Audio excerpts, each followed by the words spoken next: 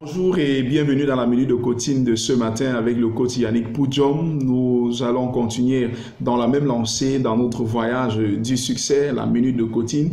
Pour d'autres vidéos, si c'est votre première vidéo, allez juste en bas, vous allez voir le lien de certaines vidéos et puis aimez cette vidéo, abonnez-vous à la chaîne YouTube et cliquez sur la cloche pour être notifié lors de nos prochaines vidéos. Nous publions environ au minimum 2 vidéos par semaine sur le succès et sur l'entrepreneuriat. Aujourd'hui, nous allons parler d'un thème, d'un principe de succès assez simple. Nous allons être le plus bref possible et nous allons parler aujourd'hui d'un principe de succès appelé « Le succès laisse les traces ». Le succès laisse des traces, c'est une citation de Tony Robbins qui veut simplement dire que pour accomplir n'importe quoi dans la vie, vous avez juste besoin de trouver quelqu'un qui a déjà accompli ce que vous voulez réaliser, qui l'a déjà fait, et d'apprendre de lui et de tirer de son expérience. Parce que quel que soit ce que vous allez imaginer, quel que soit ce que vous allez penser réaliser, quelqu'un l'a déjà fait. Et la Bible le soutient même d'ailleurs dans Ecclésiaste 3 qu'il n'y a rien de nouveau sous le soleil. S'il y a quelque chose dont on dit, voici cette chose est nouveau, cette chose a existé avant dans les temps passés. Dieu ramène les choses passées. Alors, il n'y a rien de nouveau sous le soleil. Alors, tout ce que vous voulez accomplir, quelqu'un l'a déjà réalisé, même si ce n'est pas exactement la même chose.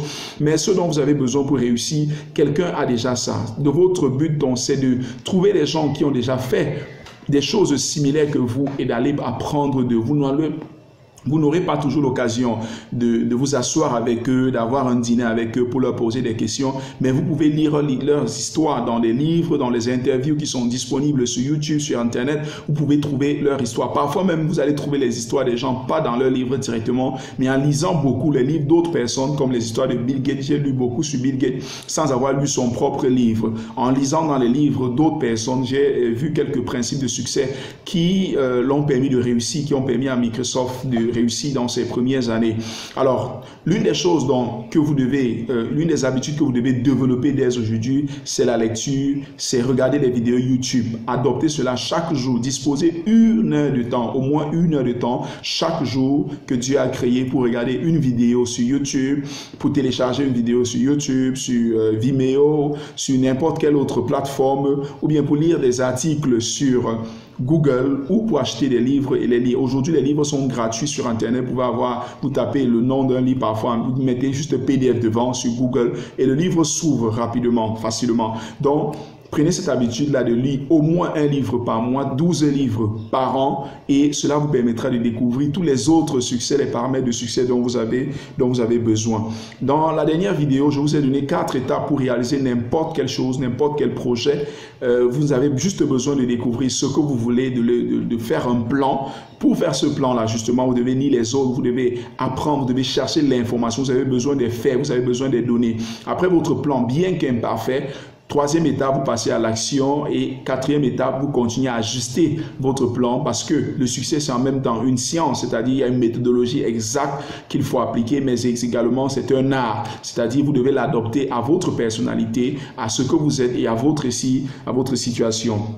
Et je vais vous donner encore une technique de PNL qui permet, la PNL c'est la programmation neurolinguistique, qui est une technologie, c'est-à-dire un ensemble d'outils qui vous permet de repliquer l'excellence. Avec la NLP, vous pouvez apprendre, vous pouvez copier en quelque sorte et télécharger en vous une compétence que quelqu'un a développée pendant 30 ans.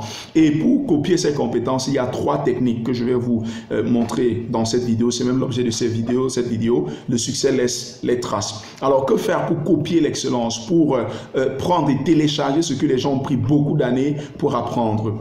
Il y a 3 étapes, 3 choses. Vous devez simplement copier ces 3 choses ici.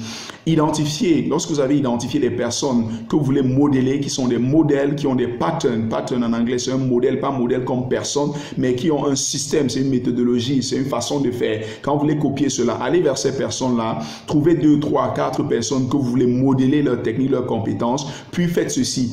Faites tout pour savoir quelle est leur... Vous devez copier 3 choses, leur physiologie.